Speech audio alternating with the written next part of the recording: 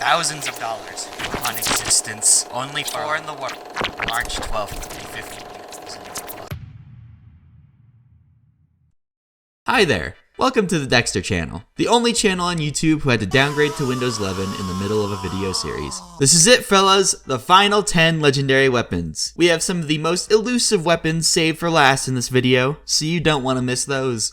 One thing I want to note before we start though, I did a lot of yapping last video, and I'm going to try to keep that to a minimum this video. I may or may not be successful at that. Oh well, we'll see. With all that being said, let's get right into it.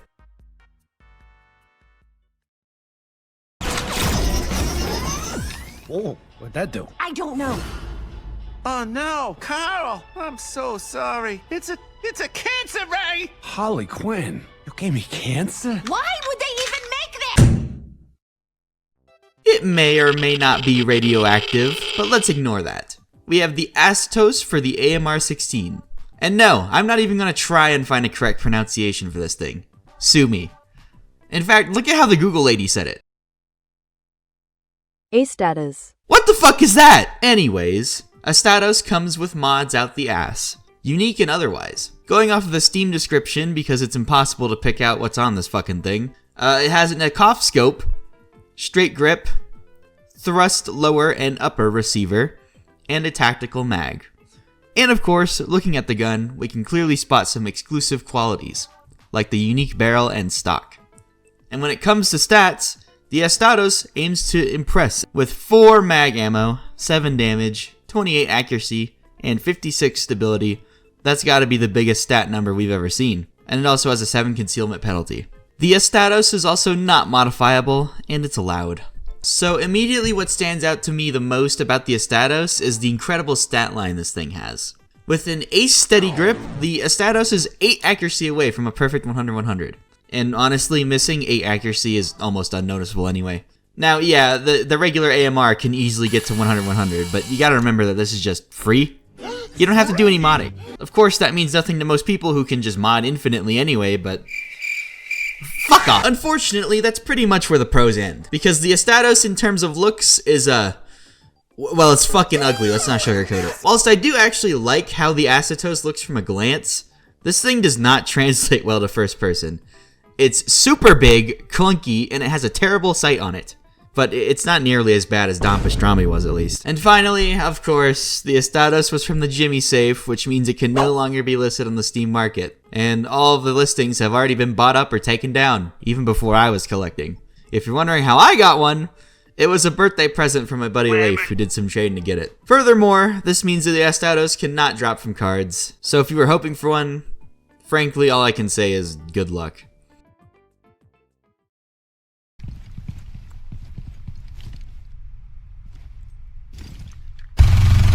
A bullet now lodged in her ceiling went through her carpet, sprinkling dust onto her couch and laptop. It may not be a flying car, but this is a nice piece of hardware nevertheless.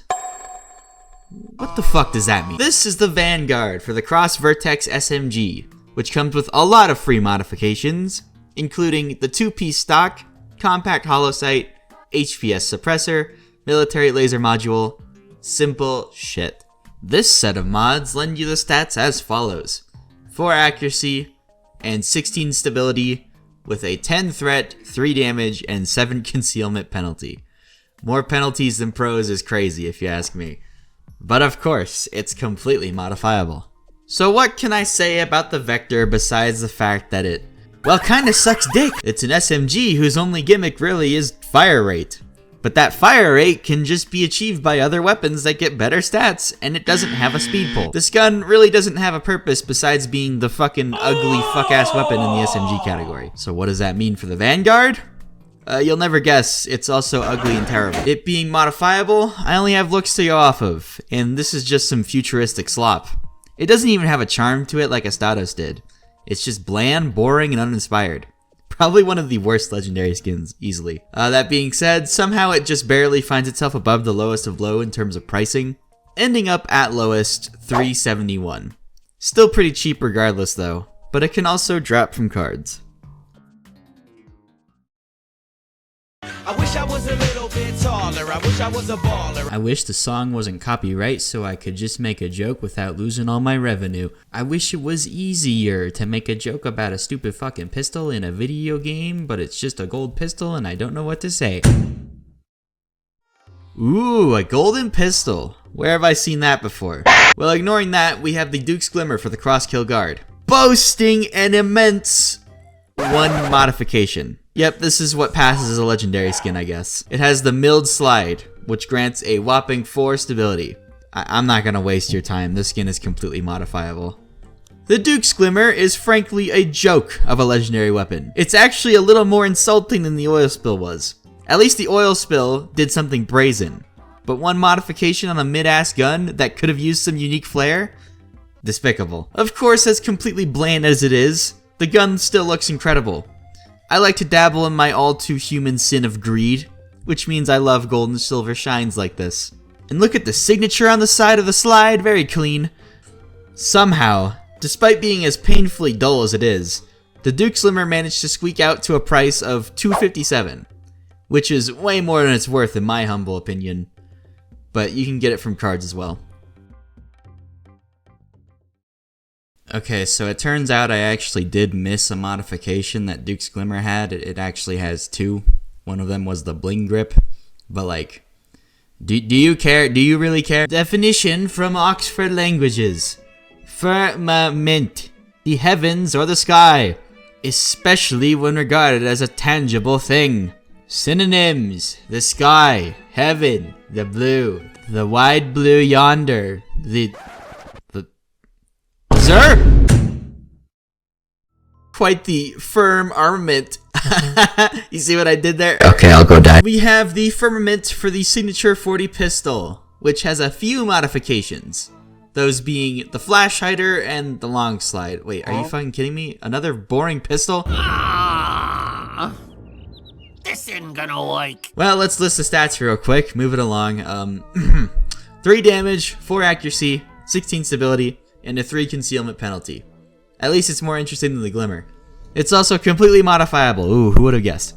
Yeah, the skin is boring. It's a fucking community save. Who would have guessed? Let's just get to the visuals because the signature is just your average 84 damage pistol. Never mind, I'll find And for the looks, well, it's very stylized.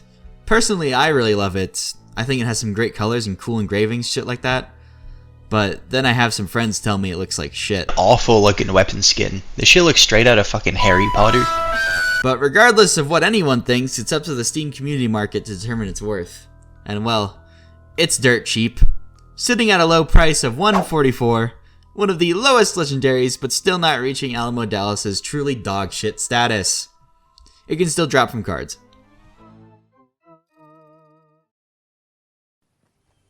This is my test.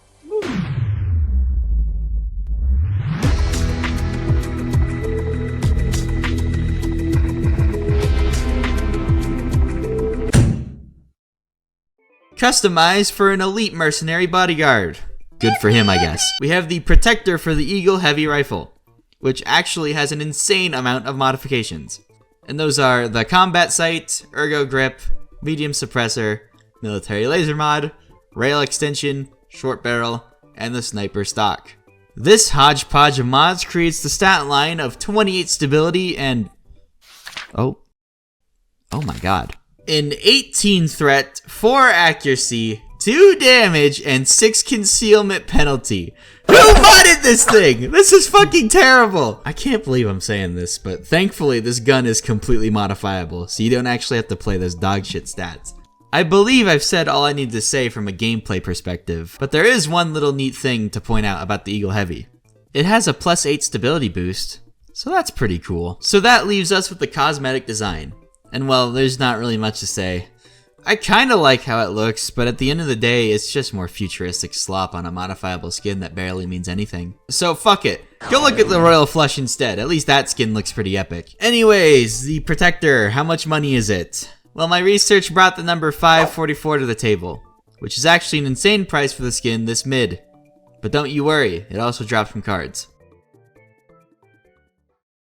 Let's go gambling! Aw, dang it! Aw, dang it! Aw, dang it! Aw, dang it. Aw, dang it. Aw, dang it. Aw, dang it. Aw. A skin that represents all the hopes of getting a legendary from a drop. It's the Lucky Gambler for the OVE 9000 Saw. It comes with a free fast motor and durable blade, so that's nice. These two modifications give the Saw 50 mag ammo, 150 total ammo, and 3 damage.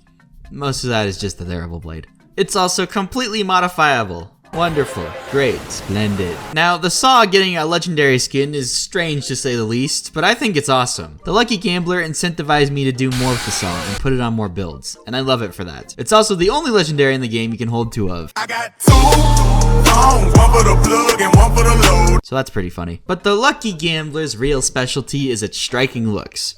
By far, it's easily one of the most unique modifiable legendaries for one sole reason. That being, the blade. Each blade that the Saw has, those being the default, durable, and sharp, all have a unique decal to represent Gamblecore! Whoever made the skin clearly put a lot of love into it, even if the textures are a little crispy. So how much does the Lucky Gambler run you? This one is actually quite a bit higher, sitting at $748. It being so unique in a few different ways is probably the reason for that. But it can also drop from cards, if you're feeling lucky.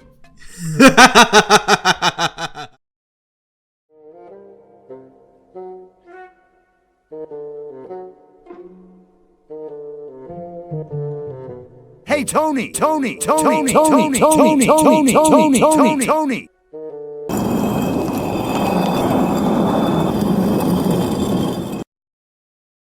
I'm literally rich. I will buy you. An elusive skin on top of an elusive weapon. Ain't that some shit? Of course, I'm talking about the Mansion Mauler for the Little Friend Rifle. The Mansion Mauler really doesn't have all that much to it. It wears a military laser mod and a medium suppressor. This gives it the stats of 4 stability, with a 22 threat, 5 damage, and 2 concealment penalty. But let's be real, people aren't using the skin for the stats or the mods. And wouldn't you know it, it's completely modifiable. So there might be a few of you who heard me say the Little Friend Rifle and went, huh? The Little Friend Rifle isn't something you can get anymore, outside of codes. It was part of the Scarface character pack, and well, we know what happened there. Anyways, that's all I have to say about anything gameplay related because it's a modifiable skin with nothing unique. But the looks are just, oh, it's so beautiful. I don't care if the entire Scarface safe was just one texture spread across all the fucking guns. That one texture is straight fire. Beautiful gold and marble, you can't go wrong with that. Oh man, you want to know how much a Mansion Mauler is going to cost you? Pull up a chair, get comfortable. Since the Scarface license fell off way before any of the other ones did, the Mansion Mauler has been quite exclusive for a while. And that's how you get a price of $300 for a legendary weapon skin. Now again, you might be wondering, how could I possibly own one of those? Well, it's from that same birthday gift I mentioned. Anyways, as should probably be obvious, it can't drop from cards. Tommy guns, semi-automatic rifles, and of course...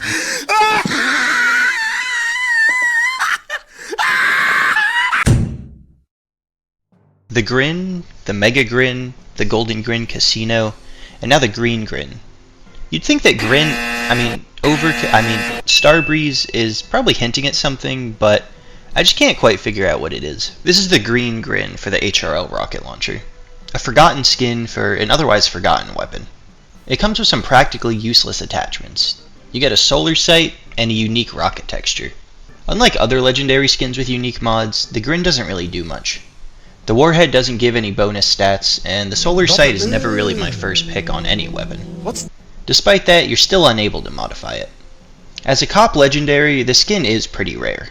To my knowledge, there's only about 3 of these in existence, and there's very little chance that another one's gonna pop up. In case you're wondering why Dexter sounds different for this segment, is because it is in fact me, Leif, who's filling in. A while ago, I made the poor investment choice to purchase a Green Grin skin for the low price of $2,000. In case you're wondering if that was worth it, absolutely not. No, what? No, this is Payday 2. Why would you spend any money on a skin? Maybe back it up a little bit, Leif. Let alone that much money. Especially considering that the Green Grin isn't that cool of a skin. Graphic design is my passion. Overall, it's alright. It's got a silly little warhead design, but it does have pretty fierce competition from the Dynamageddon. A fun fact is that if you were to take all the $100 bills on this skin and turn them into real legal US tender, you probably wouldn't have enough money to actually buy one of them. Okay, Leif kind of repeats the whole thing about exclusivity, but I just want to move on, so you obviously can't get them from the Steam market, and they don't drop from cards. Yeah. That has got to be the gayest Flamethrower I've ever seen. Красная куртка! Куда купил?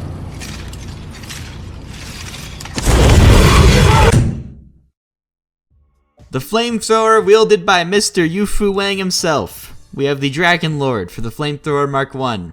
So, since I had to use a skin unlocker to use the Dragon Lord, my knowledge of the skin is iffy at best. But the skin comes with 450 total ammo and a 2 damage penalty, which is almost like the rare mag ammo mod, but with 2 more damage, so it's a little strange in that regard. Regardless, it's completely modifiable, I think. So, you know, if anybody could actually own it, you could just do that. The Dragon Lord is an extremely flamboyant skin. It has so many lovely cosmetic details, obviously the most prevalent being the namesake dragon around the nozzle. It's such a unique and well-executed idea for a legendary flamethrower. It makes me so sad knowing I can't own this thing. The worst part is, I don't know anybody who owns one either, so it's a little mysterious in its ways. So I think it goes without saying, you're not finding a fucking Dragon Lord on the Steam Community Market. But I did some research on the cop skins, and I wanted to info dump a little, which includes the prices. First of all, I think it's important to understand, from what I've read, there seems to only be 4 fucking Dragon Lords in existence. So when I say the cop safe skins are exclusive, I'm not bullshitting you. And when I searched through the Payday trading server, I actually found a couple instances of Dragon Lords trading hands.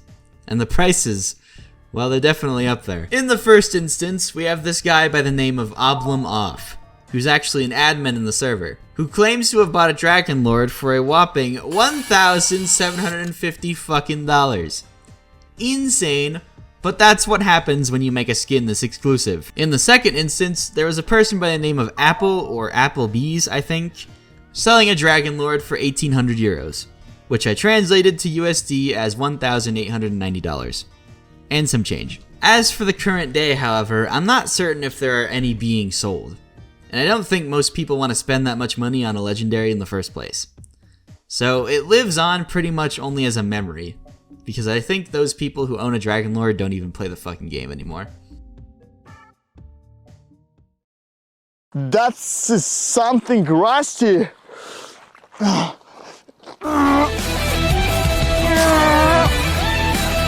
looks like a machine gun or something like that.